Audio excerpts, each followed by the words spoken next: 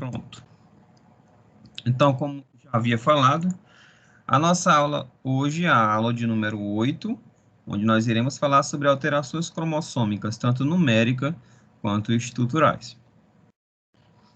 Mas para a gente primeiro falar sobre alterações cromossômicas numéricas, é quando há o aumento ou a diminuição do número de cromossomos, e estruturais, quando há alteração na estrutura de um ou mais cromossomos.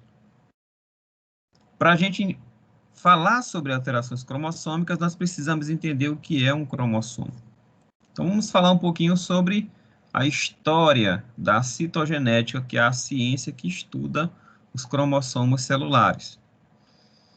Então, primeiramente, o cientista Carl Wilhelm von Nageli, em 1842, foi o responsável por descobrir os cromossomos. Sucessivo a ele, o Ernest Haeckel, em 1866, chegou à conclusão de que o núcleo era a principal parte da célula responsável pela herança genética. Walter Fleming, em 1880, descreveu a mitose em células de salamandra. Então, a partir de Walter Fleming, começou a se entender o processo de herança genética como ciência, né, tomando ali por base os estudos de Mendel, que foi muito antecessor a eles. E tudo começou com a descoberta, né, a observação das mitoses em células de salamandra por Walter Fleming. Então, esse cientista, ele estudava ovos e embriões de salamandra, e foi o primeiro a descrever as etapas da mitose. Então, ele desenvolveu, para tanto, né, para observar esses fenômenos, ele desenvolveu uma maneira de corar e observar esses cromossomos, que eram encontrados no interior do núcleo das células dos ovos de salamandra.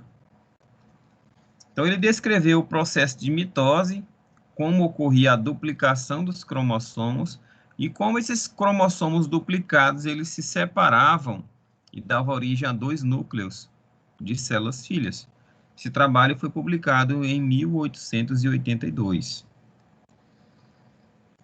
E foi ele, após as suas observações, que sugeriu os termos prófase, metáfase e anáfase para as etapas da mitose.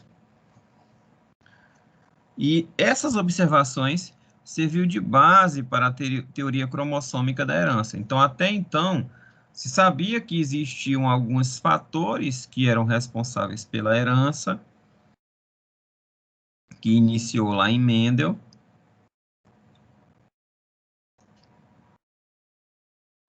mas não se tinha chegado à conclusão de qual parte da célula era responsável por esses fatores, por essa herança. Então, aqui nós temos um exemplo de uma salamandra e a observação desses ovos de salamandra a microscópio, que basicamente foi o que o Walter Fleming descobriu. Aqui nós temos o início da anáfase, onde há a separação das cromátides irmãs, e aqui nós temos o início da citocinese, a separação dos citoplasmas das células, uma vez que os núcleos já estão totalmente separados. Outro cientista muito importante na citogenética, na criação da citogenética como ciência, foi William Bateson, que em 1906, no Congresso Internacional de Botânica, ele defendeu as teorias de Mendel através de uma publicação.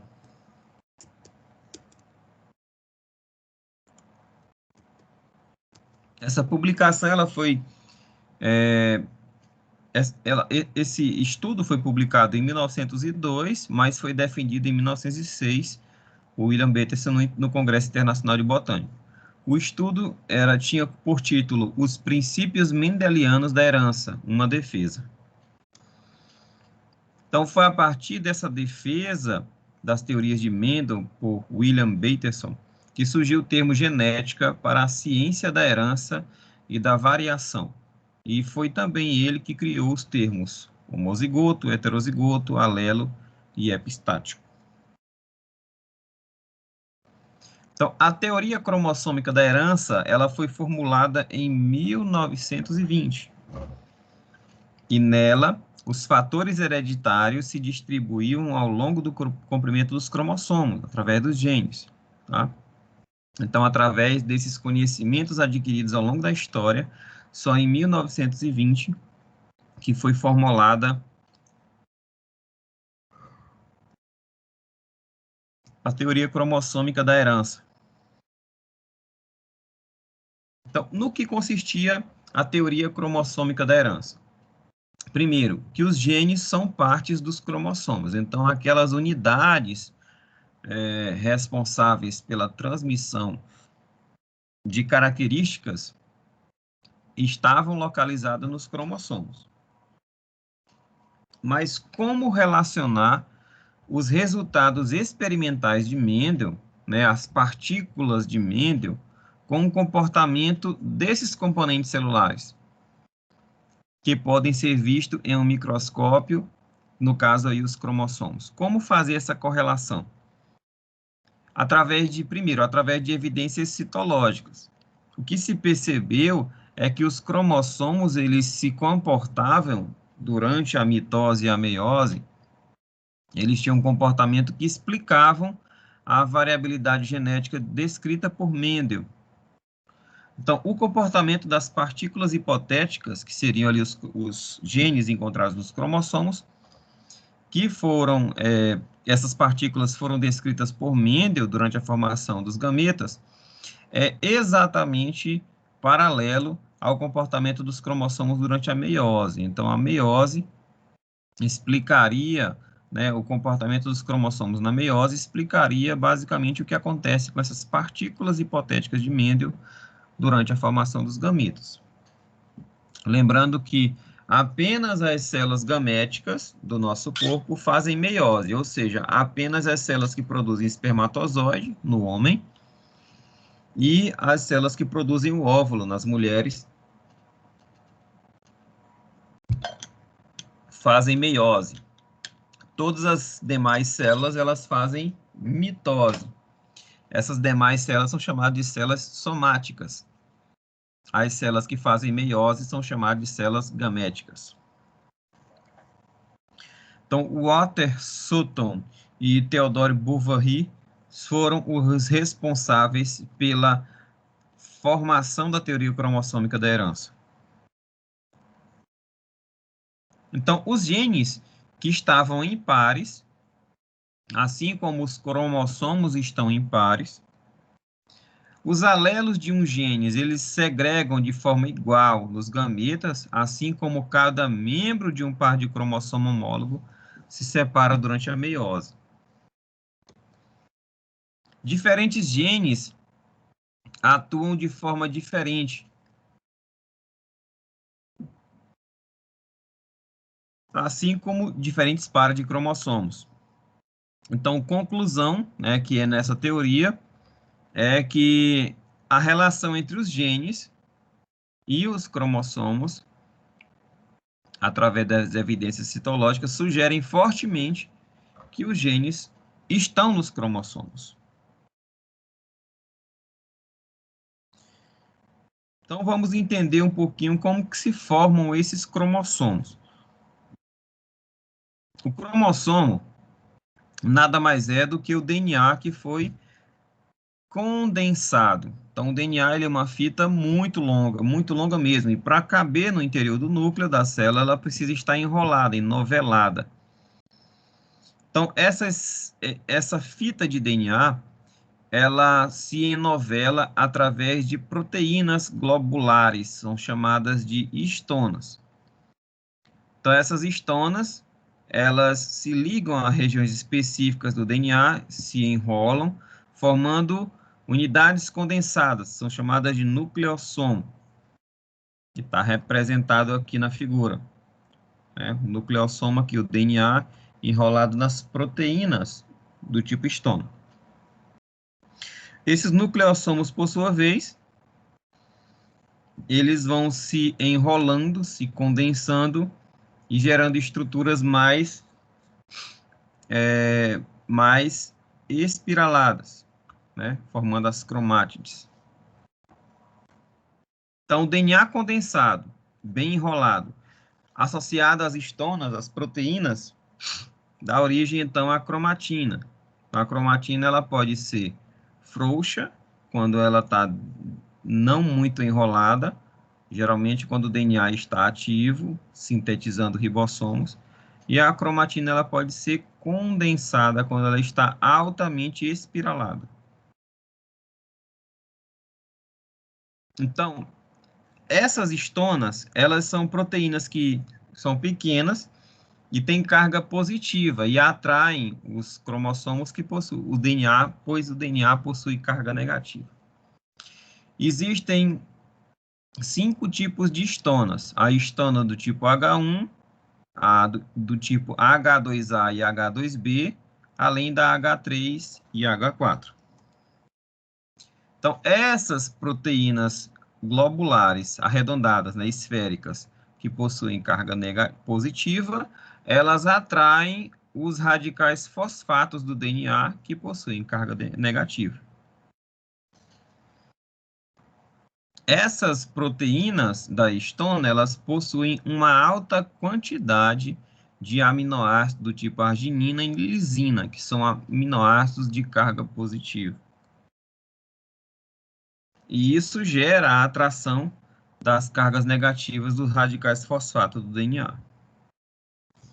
Então, aqui nós temos as proteínas do tipo histona, que se interagem com as fitas do DNA, formando um nucleossomo, né, que são as regiões espiraladas do DNA.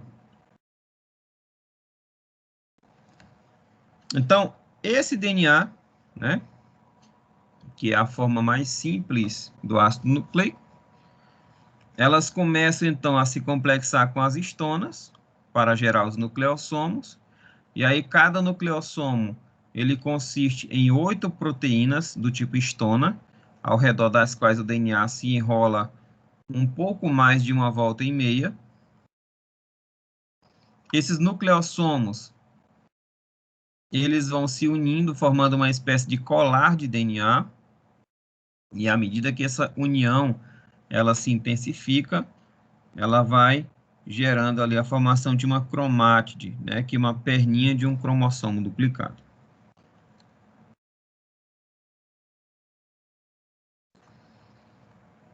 Então, esses nucleossomos, eles vão se dobrando para produzir uma fibra, e depois essa fibra formam alças.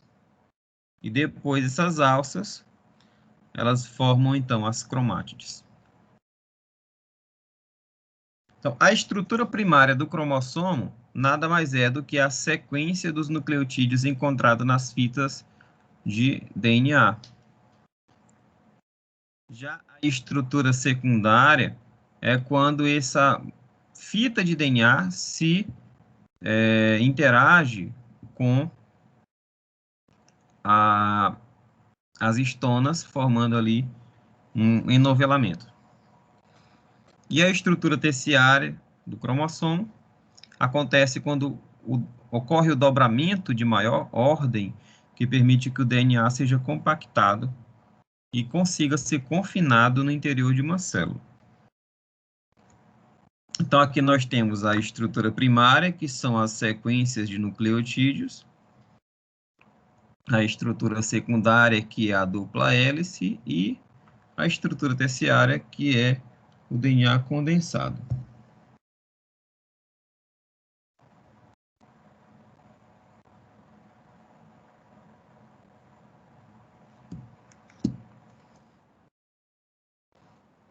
Então, o cromossomo nada mais é do que uma estrutura que contém uma longa molécula de DNA que está associado às proteínas do tipo histona.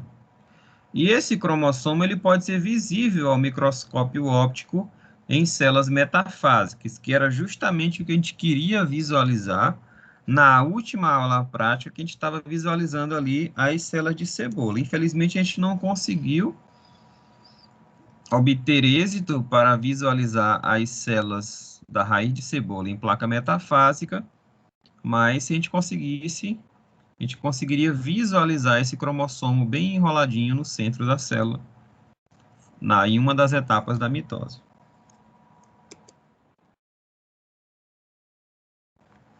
Então, o cromossomo, ele pode ser encontrado na forma simples, quando ele está, né, ele tem apenas duas cromátides, né, uma cromátide menor, uma perninha menor e uma perninha maior. Os telômeros do cromossomo são as extremidades, né, então cada cromossomo, né, possui telômeros, que são as extremidades, tanto da cromátide maior quanto da cromátide menor. E também existe o centrômero, que é a porção delgada do meio do cromossomo que separa a cromátide menor da cromátide maior. É nesse centrômero onde ocorre a junção das cromátides irmãs, no caso aqui num cromossomo duplicado. Tá? E é através desse telômero, ou do centrômero, perdão, que é essa região delgada do centro, em que as cromátides irmãs se unem. É justamente nessa região onde os microtúbulos do fuso acromático se ligam, para então facilitar a movimentação das cromátides irmãs a polos opostos das células durante as últimas fases da mitose, na anáfase e na telófase.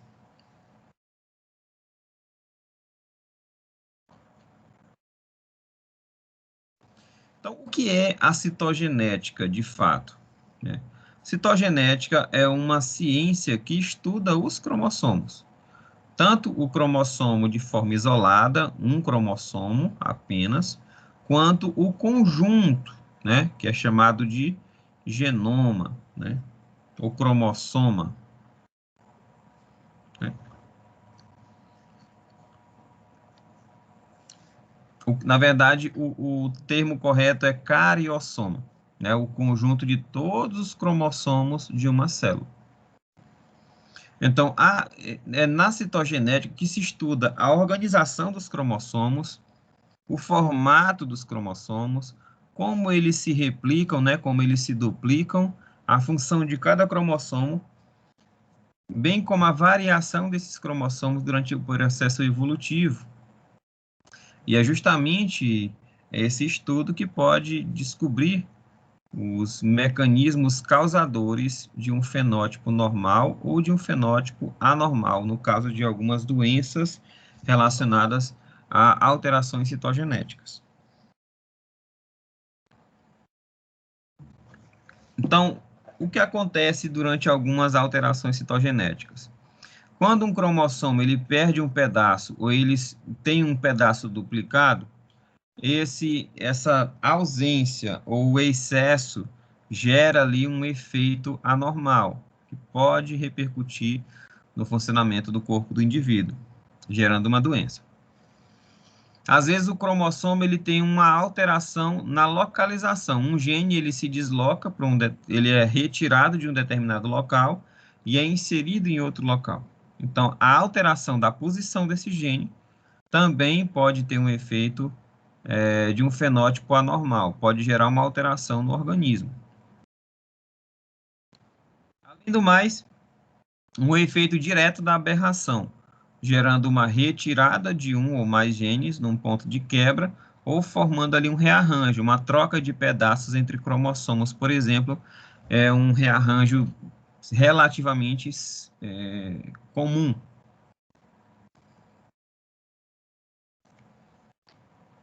Então, o efeito causado pela origem parental de um cromossomo ou de um segmento cromossomo é caracterizado pelo imprint genômico, né? A marca de um gene, de um genoma. Então, aqui nós temos a representação dos cromossomos, na verdade, é uma foto de uma técnica citogenética. Se vocês utilizam ali algumas substâncias para induzir a mitose das células, e essas células ficam paralisadas em uma determinada etapa da mitose. Geralmente é a metáfase. Se utiliza uma substância chamada de colchicina. A colchicina, ela bloqueia a mitose das células na etapa de metáfase.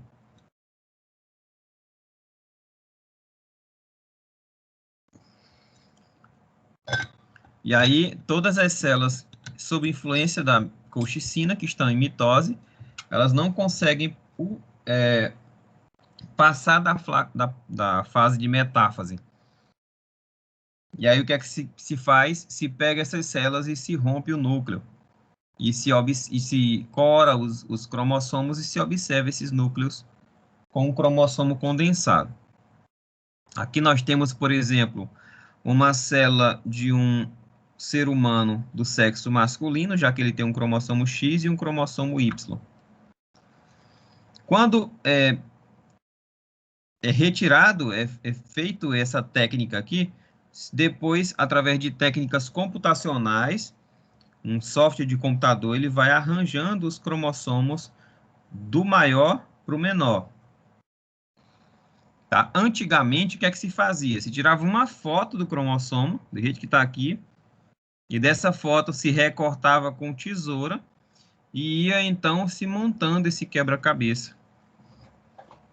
Então, como que se faz para identificar os cromossomos? Através do seu tamanho, geralmente os maiores são os primeiros, os menores são os últimos, e também como que se faz para saber que esses daqui são dois cromossomos número 1? Primeiro, eles são os maiores e os bandeamentos são idênticos. Então, dá para ver aqui que essas regiões escuras e claras, elas se combinam perfeitamente, mostrando que esses dois cromossomos são os mesmos. São dois pares do mesmo cromossomo. Então, o que se leva em consideração é o tamanho, as bandas e também a posição do centrômero. Tá? Então, o cromossomo de número 1, ele é o maior de todos e o centrômero é praticamente no meio do cromossomo. O cromossomo número 2, o centrômero já é ligeiramente deslocado para uma das extremidades. E por aí vai. E aqui dá para verificar que é um sexo masculino, porque ele tem um cromossomo X e um cromossomo Y. Então, aqui nós temos o cariótipo feminino. A gente viu o masculino, agora o cariótipo feminino. Aqui nós temos a foto de um núcleo de uma célula, de uma espécie humana do sexo feminino. Essa foto daí, os cromossomos estão espalhados de forma aleatória.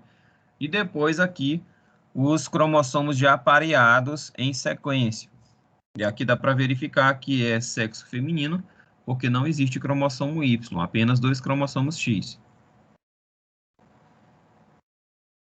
Então, o estudo citogenético é o estudo dos cromossomos de um determinado organismo. É feito através da visualização desses cromossomos em microscópio, mas essa visualização desses cromossomos só é feita após a cultura das células que foram isoladas do material biológico, geralmente o sangue ou células da mucosa. Enfim, tem vários materiais que podem ser coletados de um indivíduo para se fazer uma cultura de célula e depois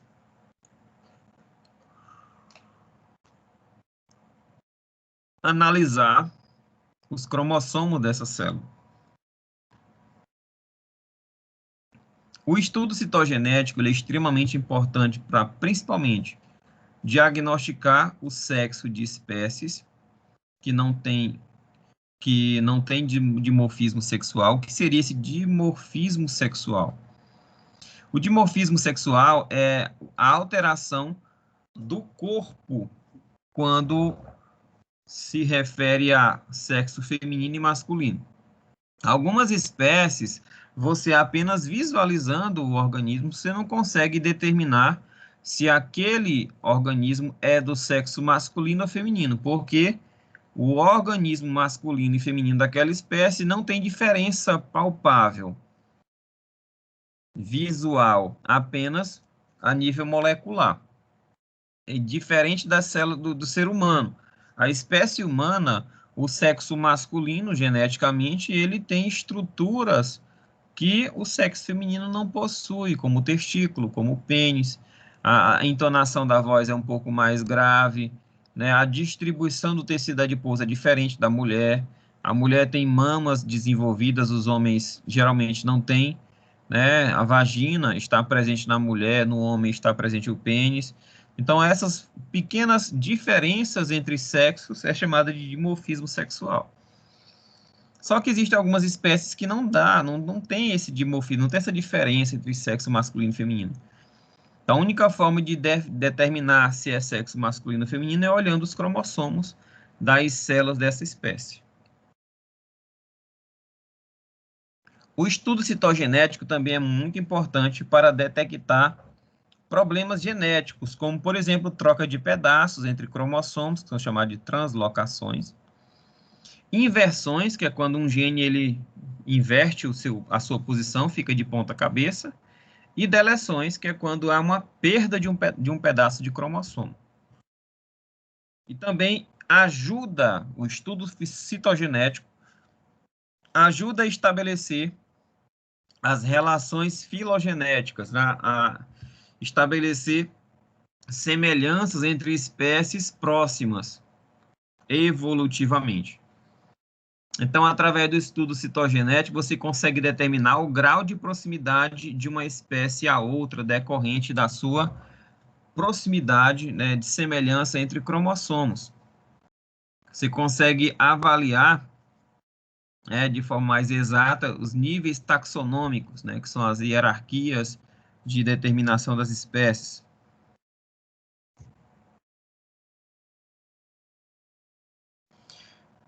Quais são as amostras utilizadas para análise citogenética?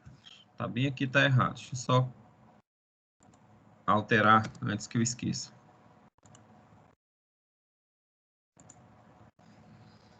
Quais são as amostras utilizadas para análise citogenética? Você pode pegar, por exemplo, o sangue do paciente. Desse sangue, que precisa entre meio ml e 10 ml, a quantidade de sangue é bem variável, você vai separar as células brancas do sangue, os linfócitos. E nesses linfócitos você vai determinar os cromossomos, estudar os cromossomos dessas células. Também pode-se estudar as células da medula óssea, principalmente quando se estuda neoplasias hematológicas, cânceres hematológicos, como leucemias, como linfomas e outras condições genéticas que acometem as células do sangue. Pode também se analisar o líquido amniótico, que é aquele líquido encontrado dentro do útero da mãe durante a gravidez. E nesse líquido amniótico você vai analisar os amniócitos, são células encontradas em suspensão no líquido amniótico. Esses amniócitos, eles são analisados principalmente entre a 14ª semana de gestação e a 20ª semana de gestação, que é no momento em que ocorre a liberação de células fetais para esse líquido amniótico.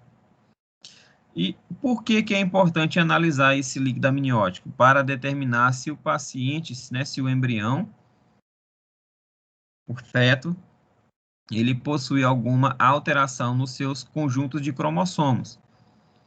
Para determinar, por exemplo, se o paciente ele tem uma trissomia no cromossomo 21, quando ele tem um cromossomo 21 extra, que é a causa principal da síndrome de Down, e outras condições, como síndrome de Patot, síndrome de Edwards, Klinefelter, e outras, síndrome de Turner e outras condições citogenéticas.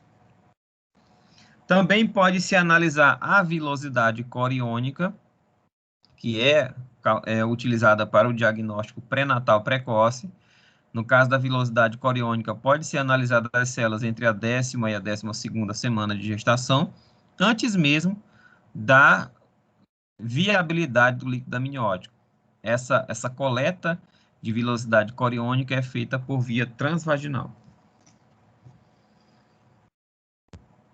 E também pode ser feita a biópsia do testículo para avaliar a meiose masculina, ou seja, a produção de espermatozoides. No caso, você consegue analisar ali a meiose das células gaméticas masculinas para a produção de espermatozoides, mas não há meios para investigação da meiose feminina. Por quê? A meiose feminina acontece no período embrionário. Quando a mulher nasce, ela já nasce com todos os óvulos produzidos. A quantidade de óvulos, a mulher já nasce com a quantidade de óvulos contada para o seu período fértil. Também pode ser utilizada amostras de tumores para o diagnóstico, prognóstico e tratamento. Então, se faz uma biópsia das células tumorais e se analisa ali os cromossomos daquelas células tumorais para ver qual a alteração cromossômica foi responsável pela anomalia, porque dependendo do tipo de alteração, esse prognóstico pode ser melhor ou pior, ou seja, o paciente ele pode ter um quadro mais brando da doença, ou um quadro mais grave, mais refratário, com mais dificuldade de cura, que precisa de uma quimioterapia mais forte. E também podem ser analisados, além desses que eu citei, outros tecidos. Então, aqui nós temos a representação de um útero gravídico, né, com um feto. Aqui nós temos o fluido amniótico com as células, os amniócitos, que podem ser coletados por uma agulha e seringa, né? Essas células, então, são retiradas mais ou menos 20 ml. Essas células, então, são depositadas num tubo de ensaio, centrifugadas para isolar essas células. Algumas delas são cultivadas em líquido nutritivo para que elas se multipliquem. E, com uma quantidade maior, se verifica ali os cromossomos dessas células. Então, esse processo é chamado de amniocentese, que é a retirada do líquido amniótico para avaliação dos cromossomos das células fetais.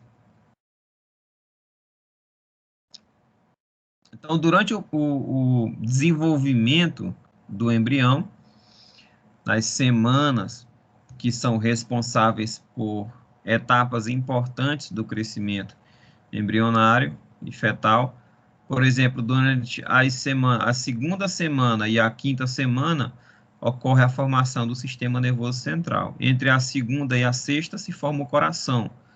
Entre a terceira e a nona semana se formam os membros e os olhos.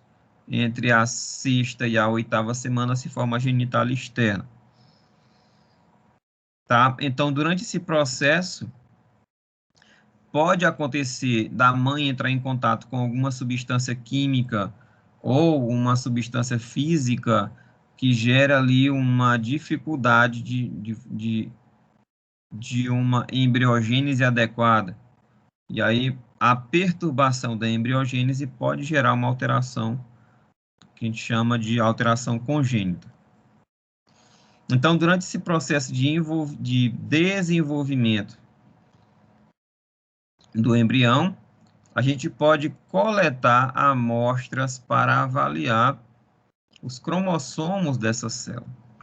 Algumas dessas amostras são coletadas utilizando o fetoscópio, né, que é uma espécie de ultrassom, com uma sonda para a coleta de células da placenta, do líquido amniótico, né, do cordão umbilical, de várias outras regiões do córeo e de outras regiões importantes para analisar o cromossomo desse feto. Então, após a coleta dessa amostra, desse embrião, né, que pode ser feita do sangue, pode ser feita de regiões dos anexos embrionários, ou pode ser também da medula óssea. Então, esses materiais, sangue, medula óssea, células fetais e até biópsias de tumores, são então feitas culturas de células para que essas células se multipliquem e se contenham mais células para avaliar.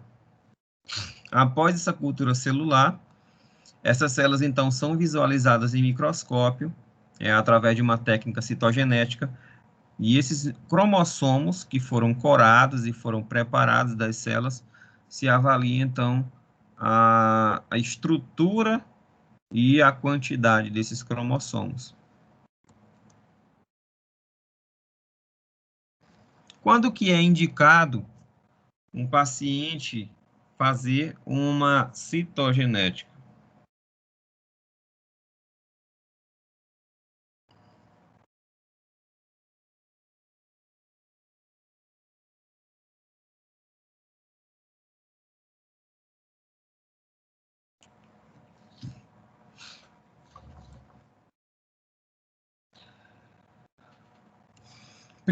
Primeira indicação para a citogenética é quando o indivíduo tem um atraso no desenvolvimento neuropsicomotor, que a gente chama de DNMP,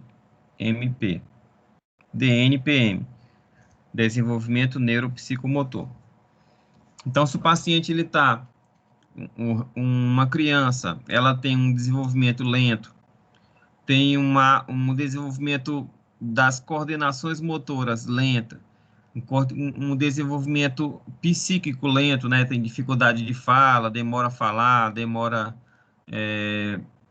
balbuciar, demora a ficar em pé, demora a caminhar, isso tudo é um atraso no desenvolvimento neuropsicomotor, e isso é um indicativo para uma avaliação citogenética em busca de alguma doença que seja relacionada a esse atraso. O paciente quando tem faces dismórficas também, quando tem regiões do corpo alteradas, quando ele apresenta malformações do corpo, ou apresenta uma baixa estatura, ou ele tem uma deficiência ou retardo mental, isso pode ser indicativo de uma alteração genética ou cromossômica. Ou quando o paciente tem uma genitália ambígua, é quando a genitália da criança se tem dificuldade de saber se é um pênis ou uma vagina, uma genitália ali meio termo. Ou então, quando o indivíduo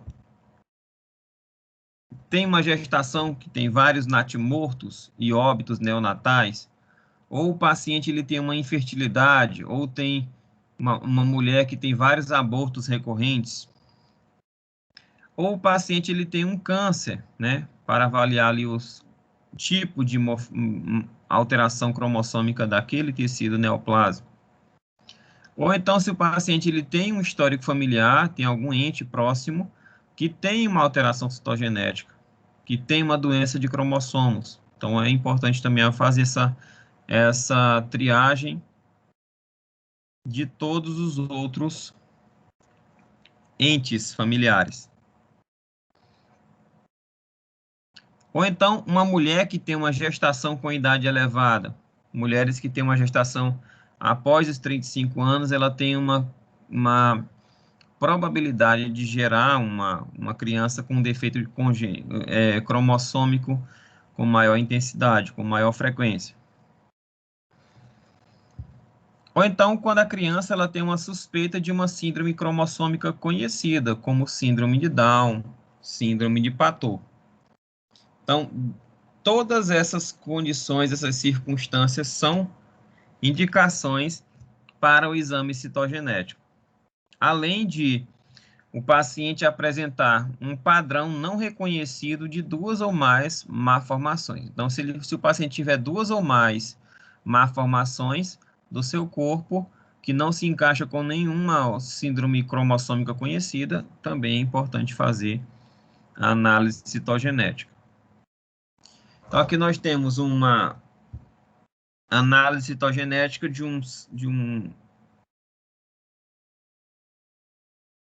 um cariossomo de uma mulher, né? Por que que eu sei que é uma mulher? Porque tem aqui 2 cromossomos X. Então, como que se faz a identificação e a separação dos cromossomos de acordo com a numeração aí representada? Os cromossomos, eles são identificados utilizando 3 características deles. O primeiro é o tamanho. Nós temos cromossomos grandes, cromossomos de tamanho médio e cromossomos pequenos, tá? Segunda característica que se é utilizada para separar em grupos os cromossomos é a posição do centrômero. Temos cromossomos que são chamados de metacêntricos, ou seja, o centrômero ele é localizado exatamente no meio do cromossomo duplicado, separando esse cromossomo ali em 2 cromátides de tamanhos próximos ou iguais. Existe o cromossomo submetacêntrico, então esses braços, né, são de tamanhos iguais. O centrômero se localiza bem no meio do cromossomo. O cromossomo submetacêntrico, esse centrômero, ele se localiza deslocado para uma das periferias e geram ali braços curtos e braços longos. O cromossomo acrocêntrico, esse centrômero ele é mais deslocado para a periferia e praticamente esse cromossomo não tem braço curto. Esse braço curto é muito curto mesmo. E o telocêntrico acontece quando o centrômero se localiza exatamente na extremidade do cromossomo, gerando ali 2 cromátides de tamanhos idênticos, né? Não formam... O centrômero ele se localiza numa extremidade dos cromossomos e não se divide ali a cromátide em 2.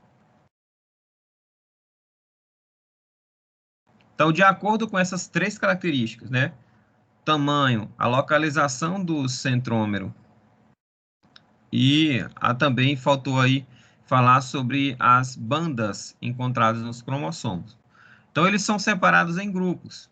Então, o grupo A são encontrados ali os cromossomos grandes, que são do tipo metacêntrico e submetacêntrico. Nós temos 6 cromossomos grandes e são divididos em 3 grupos, né? O cromossomo o primeiro par, o par número 2 e o par número 3. Já o grupo B são grandes, são cromossomos grandes e eles são todos submetacêntricos. Eles são ligeiramente menores do que os cromossomos do grupo A. São encontrados aí 4 cromossomos, 2 pares, né? O par número 5 e o par número 6. Já o grupo C são cromossomos de tamanho médios, então são todos submetacêntricos. E aí, no sexo feminino, são encontrados 16 cromossomos, 8 pares. No sexo masculino, são encontrados apenas 15. Por quê? Porque o cromossomo X está aí. Então, como no sexo feminino existem 2 cromossomos X, então existe um par de cromossomos X. O sexo masculino só tem um cromossomo X, então tem um cromossomo sem par aí. Então, são representantes dessa classe os cromossomos, os pares de cromossomos 6, 7, 8, 9, 10, 11, 12 e o cromossomo X. E por aí vai, né? Os grupos de cromossomos vão decrescendo de acordo com o tamanho, né? E de acordo com a posição dos centrômeros. No total, a espécie humana possui 46 cromossomos, 23 pares, sendo 22 pares de cromossomos autossômicos e um par de cromossomo sexual. Então, como que se avalia o bandeamento do cromossomo? Aquelas regiões claras e escuras do cromossomo, que é uma outra característica utilizada para a identificação dos cromossomos. Então, além do tamanho e a localização do centrômero, o bandeamento cromossômico também é importante para identificar o tipo de cromossomo que se quer estudar.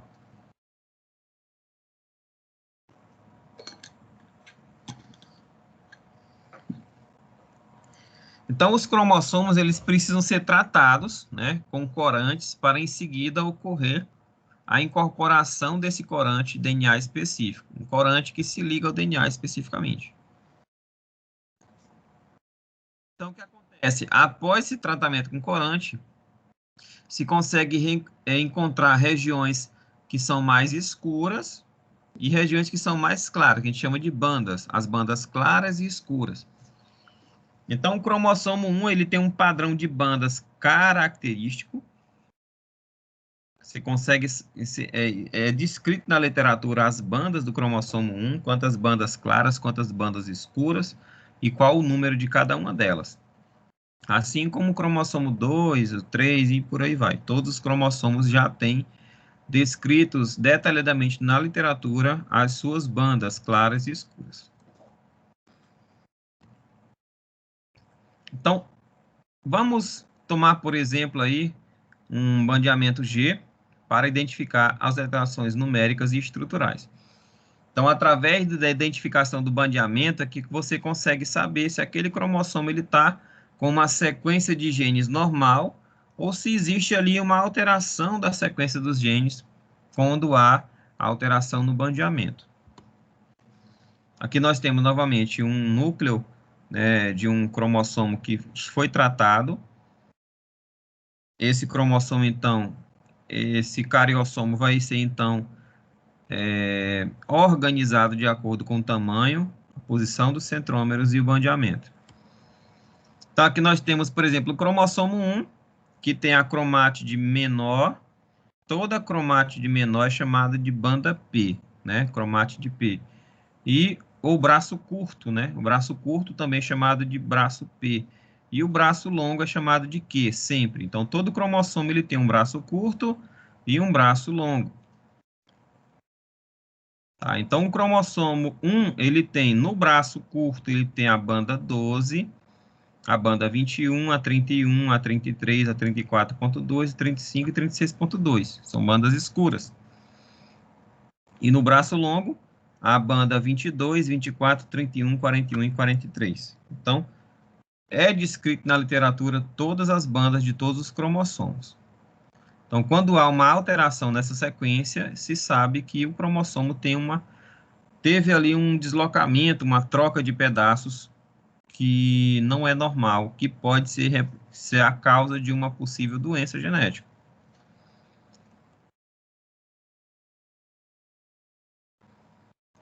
Então, aí nós temos todos os cromossomos com as suas bandas, os seus braços curtos e longos, né?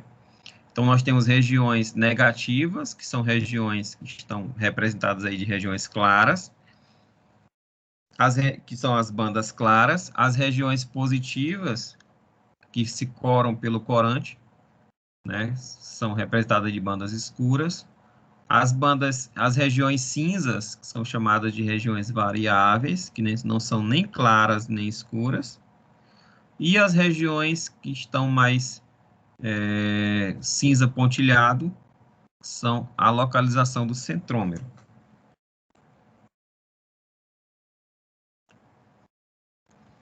Então, tomando por exemplo aí o cromossomo 7. Essa região aqui do cromossomo 7, a 31.2. Como que eu faço para dizer o endereço, vamos dizer assim, dessa região do cromossomo 7? Eu digo o seguinte, que essa região é a 7q31.2. 7 indica que é o cromossomo 7. Esse Q indica que é o braço longo. Se fosse o braço curto, era 7P. O número 3 indica a região do cromossomo. O número 1 indica a banda. E o ponto 2, a subbanda. Então, significa, essa região é o 7q31.2, quer dizer que é o cromossomo 7, o braço longo do cromossomo 7 na banda 31, região 3, banda 1, subbanda ponto 2. Tá? Essa é a localização desse fragmento de cromossomo. Outro exemplo. Cromossomo 1, localizado no braço curto do cromossomo 1, a banda 22.2. Então, cromossomo 1, braço curto, banda 22.2. Então, cromossomo 1, braço curto, que é a letra P, região 2, banda 2, subbanda ponto 2, tá?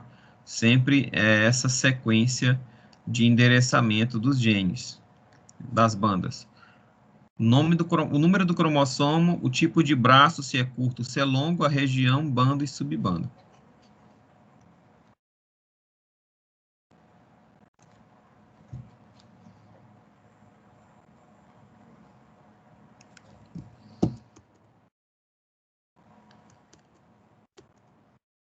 Pessoal, até aí tá dando para acompanhar direitinho? Tá dando para entender?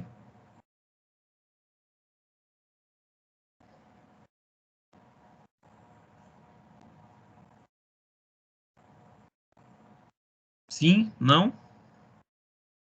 Tá sim, professor. Ótimo. Então vamos dar um intervalozinho aí de 15 minutinhos. Daqui a pouco a gente volta. Tá bom? Tranquilo?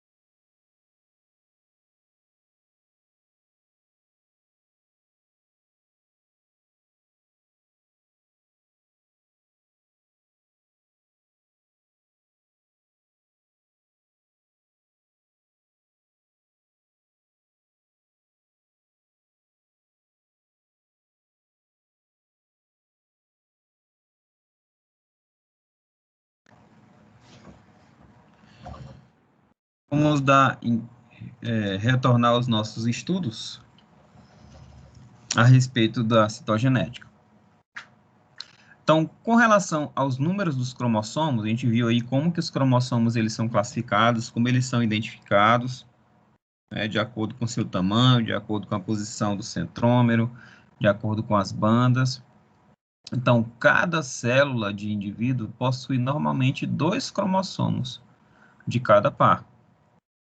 Mas umas poucas células possuem apenas um exemplar de cada cromossomo. Então, quando as células possuem 2 cromossomos, pares de cromossomos, elas são chamadas de diploides. Diploides ou células somáticas. E quando as células possuem apenas um cromossomo de cada exemplar, é chamado haploide ou gamética. Então, toda célula somática tem pares de cromossomo. Então, todas as células do nosso corpo, exceto os espermatozoides e óvulos, são células diploides. Então, o núcleo da célula diploide tem 2 cromossomos de cada tipo, e cada cromossomo aos pares são ditos homólogos. Então, nós temos 2 cromossomos do tipo 1, e cada cromossomo 1 é homólogo do outro. Esses cromossomos, eles têm as mesmas informações genéticas. Então, os cromossomos homólogos do par 1 têm os mesmos genes, carregam as mesmas informações genéticas. Os cromossomos homólogos do par 2, do par 3, exceto os cromossomos sexuais. No caso aí, o cromossomo XY, eles têm regiões genéticas diferentes. Geralmente, o número de cromossomos é constante dentro da espécie e variável entre espécies. Por exemplo, a espécie humana, nós temos 46 cromossomos, 23 pares, sendo que 22 pares são cromossomos somáticos e um par é cromossomo sexual. Mas, por exemplo, a espécie Parascaris equorum, eles têm 2 cromossomos apenas. Um par de cromossomo. Essa espécie ela é um platelminto, é um verme achatado, que parasita equino, cavalos.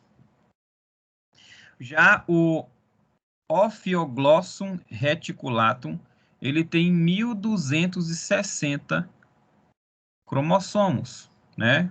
Ou seja, 630 pares de cromossomos. E essa é a espécie da samambaia. A samambaia é uma das espécies que tem o maior número de cromossomos já encontrados. A Myrmecia pilossura contém 4 cromossomos, 2 pares. Ela é um tipo de coleóptero, um tipo de inseto, né? Também conhecido popularmente como formiga australiana. Então, aqui nós temos alguns cariótipos, como, por exemplo, o cariótipo do C. calossus, um tipo de camundongo, que tem 66 cromossomos, 33 pares. O D. rotundus, uma espécie de morcegos, que tem 14 pares de cromossomos. Um tipo de gambá, M. cinerea, que tem 7 pares de cromossomo. A Tagetes minuta, que é um tipo de planta. A P. micronata e a H. iridácea. Cada um tem uma espécie específica, uma quantidade específica de cromossomos. E uma espécie bem conhecida nossa, o Canis familiaris, né? O cão doméstico. Ele tem 78 cromossomos, né? Temos aí 19 pares de cromossomos. Perdão, 39 pares de cromossomos. Nesse caso aí, é um cariótipo de um cão do sexo masculino, onde aqui tem um cromossomo X e um cromossomo Y. Já o cariótipo humano, os cromossomos do cariótipo humano são divididos em grupos. O grupo A são cromossomos que têm o centrômero no meio ou ligeiramente deslocados, são metacêntricos ou submetacêntricos. O grupo B são cromossomos grandes, menores que o do grupo A, e todos são submetacêntricos. O grupo C são metacêntricos ou submetacêntricos. Os D são acrocêntricos de tamanho médio. E são submetacêntricos pequenos. Os F são os menores metacêntricos. O grupo G, os menores acrocêntricos. Então, aqui nós temos a distribuição cromossômica de acordo com o tamanho e a posição dos centrômeros. Então, os humanos, eles têm 23 pares de cromossomos, incluindo os cromossomos sexuais, XX ou XY, dependendo do sexo. Os homens são XY e as mulheres são XX. Um organismo diploide, ele tem 2 cromossomos organizados aos pares, são chamados de cromossomos homólogos. E esses cromossomos têm genes, os mesmos genes, né? Então, exemplo aí, nós temos 2 cromossomos homólogos, onde um cromossomo tem um alelo azão e do outro cromossomo tem um alelo azinho. Além das cromátides, que são as pernas dos cromossomos, né, os braços dos cromossomos, e o centrômero, que é o meio, nós temos também nos cromossomos o telômero, que são as extremidades dos cromossomos. E esse telômero tem uma característica bem interessante, ele marca ali o envelhecimento.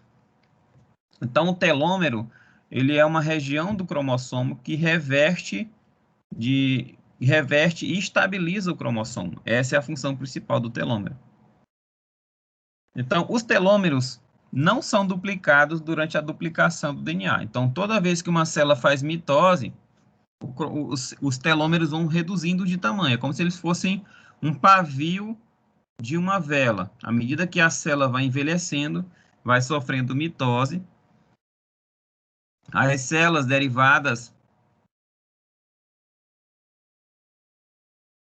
elas possuem telômeros cada vez mais curtos. Tá? Por que que isso acontece? Porque a enzima que sintetiza o DNA, né, que é a DNA polimerase, ela não consegue replicar as regiões extremas dos cromossomos, os últimos nucleotídeos da ponta de cada filamento.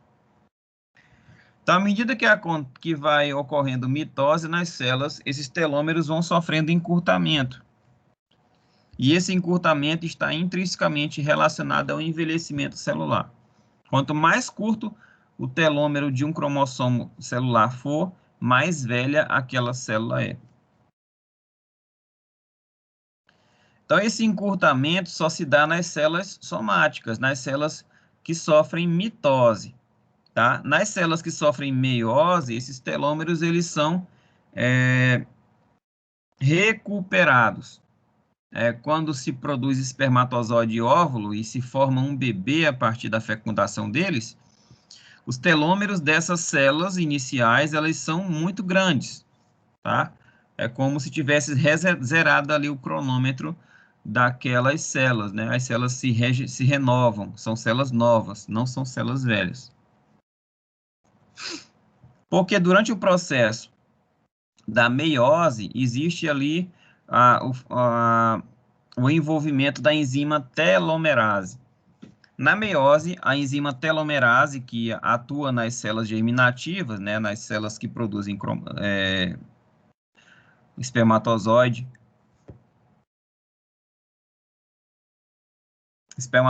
no homem e o óvulo na mulher, essa enzima telomerase, ela é responsável pela replicação, né, pela reconstrução dos telômeros encurtados das células velhas. Então, durante o processo de mitose, esses cromossomos que antes eram duplicados. Então, aqui nós temos uma célula em repouso, ela sofre ali a condensação dos cromossomos, esses cromossomos se duplicam, né? São cromossomos duplos. Depois que esses cromossomos estão duplicados, eles são então separados durante a meiose.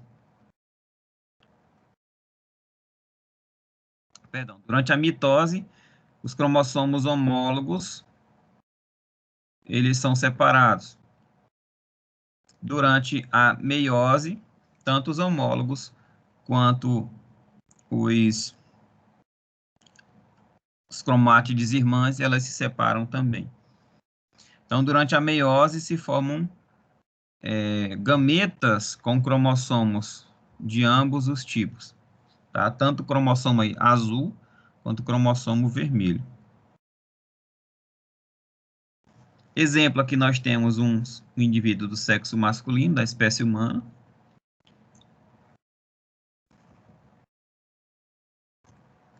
E um indivíduo do sexo feminino, da espécie humana também.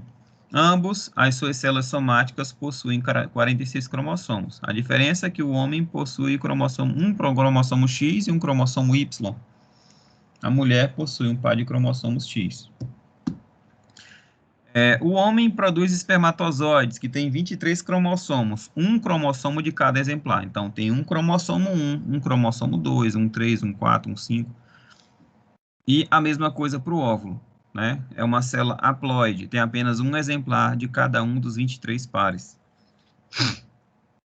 Quando essas células somáticas elas se fundem, né? O espermatozoide fecunda o óvulo, ele vai dar origem a uma célula chamada de zigoto, que vão ter 46 pares de cromossomos, 23 da mãe e 23 do pai.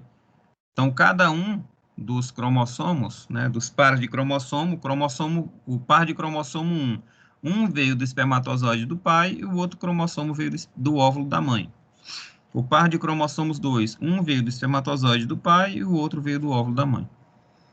Então, o filho originado por essa reprodução sexuada também vai apresentar 23 pares de cromossomos. 23 desses de origem paterna, que veio do espermatozoide, e 23 de origem materna, que veio do óvulo. Nesse caso aí, como é do sexo feminino, o cromossomo X veio do óvulo, o óvulo sempre tem um cromossomo X, porque a mãe tem 2 cromossomos X. Então, independente de qual cromossomo X vai ser posto no óvulo, ele vai ser um doador de cromossomo X. Já o espermatozoide, ele pode apresentar cromossomos Y ou cromossomos X. Então, é o espermatozoide que determina o sexo do embrião. Se um espermatozoide do cromossomo X fecunda um óvulo, dá origem a uma menina. Se um espermatozoide com cromossomo Y fecunda um óvulo, dá origem a um menino.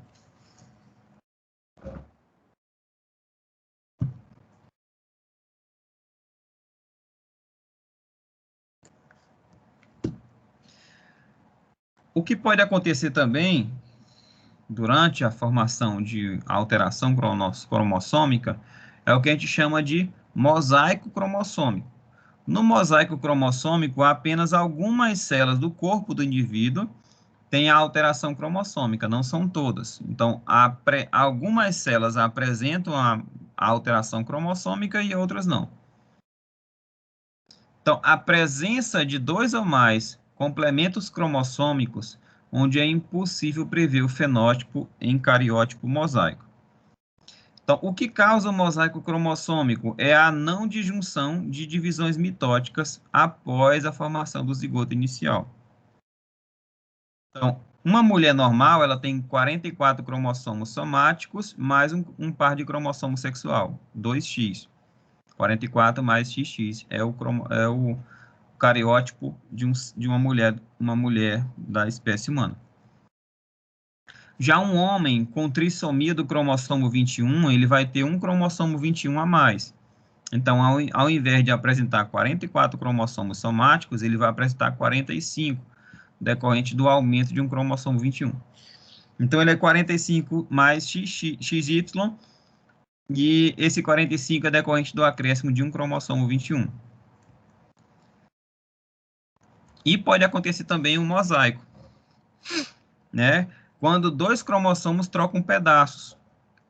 No caso aí, a mulher tem 44 cromossomos, né? Tem um par de cromossomo X, mas ocorreu ali uma troca de pedaços de cromossomos. Que translocação foi essa? Foi a translocação entre o cromossomo 1 e o cromossomo 22. Então, o que aconteceu? A banda 25 do braço longo do cromossomo 1 trocou de posição com a banda 13 do cromossomo, do braço longo do cromossomo 22.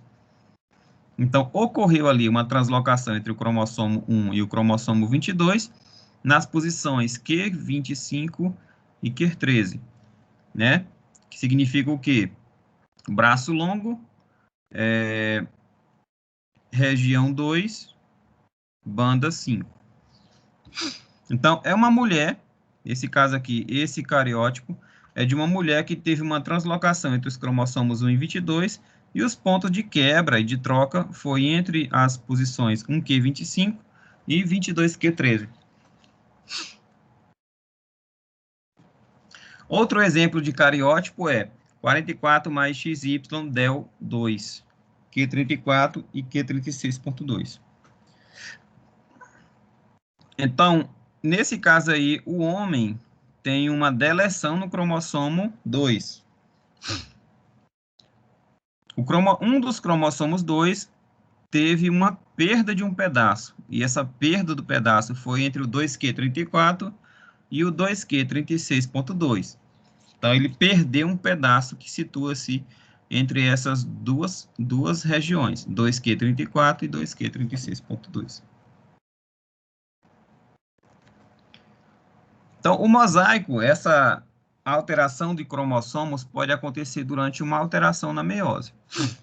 Então, a meiose, nós temos ali uma célula com cromossomos homólogos. Esses cromossomos homólogos são duplicados. Na primeira fase da meiose, esses cromossomos homólogos são separados. E na segunda fase da meiose, as cromátides irmãs são separadas. Isso é a meiose normal. Mas uma meiose não disjuncional pode acontecer de os cromossomos não se separarem e ambos irem para uma única célula. Mas durante a meiose 2, essa disjunção ocorre, gerando cromossomos com gametas com um cromossomo a mais. Então, isso acontece na meiose não disjuncional. Isso na meiose 1. Mas a não disjunção pode acontecer na meiose 2, como aconteceu aqui. Esse cromossomo duplicado, ele não se separou. Os dois cromossomos foram para uma única célula. Então, esse gameta aqui, ao invés de ter apenas um cromossomo, um exemplar do cromossomo lilás, ele vai ter dois. Se esse gameta for fecundado, ele vai apresentar um cromossomo a mais, pode ser uma trissomia. Se esse gameta for fecundado, ele tem a ausência de um dos exemplares de cromossomo. Então, ele vai ter falta de um cromossomo, que pode ser uma monossomia.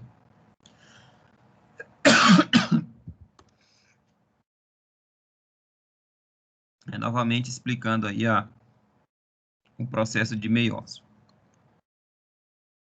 Então, quando esses gametas aqui, que tem um cromossomo extra,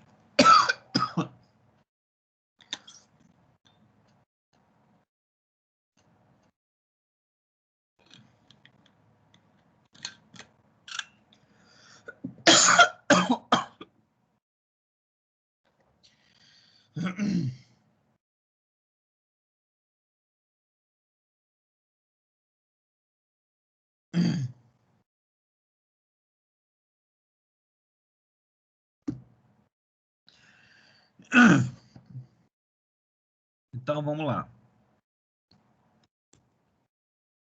Pessoal, estão conseguindo acompanhar?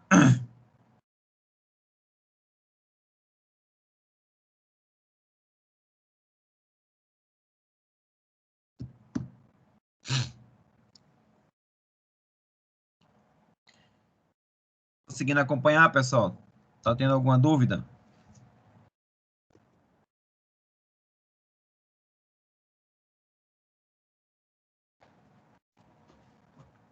Então, o que acontece? Quando ocorre a não disjunção de algum cromossomo durante a meiose 1 ou meiose 2, onde os cromossomos, os gametas, ao invés de apresentar 23 cromossomos, que é o normal, que é o que acontece durante uma meiose normal, eles podem apresentar um cromossomo a mais ou um cromossomo a menos. No caso aqui, esses dois gametas têm um cromossomo a mais. Então, se esses gametas forem fecundados, eles vão dar origem a uma trissomia. Um cromossomo a mais, um indivíduo com um cromossomo a mais. Se esses óvulos aqui forem fecundados, se esses gametas forem fecundados, que tem um cromossomo a menos, eles vão dar origem a uma monossomia. São indivíduos que têm um cromossomo a menos. E aqui, novamente, né? Esse gameta com um cromossomo a menos, quando fecundado, vai dar origem a uma monossomia. Um cromossomo a mais dá origem a uma trissomia.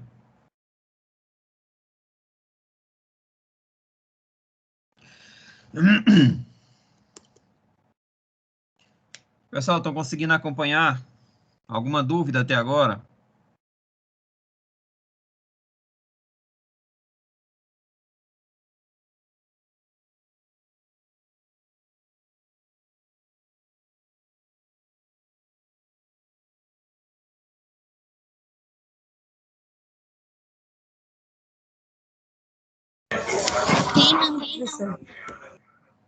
Tá dando para acompanhar? Sim. Pessoal, vamos... Estou com a garganta bem irritada hoje. A gente pode ficar por aqui, porque estou tossindo bastante. Tem algum problema de a gente terminar um pouquinho cedo hoje?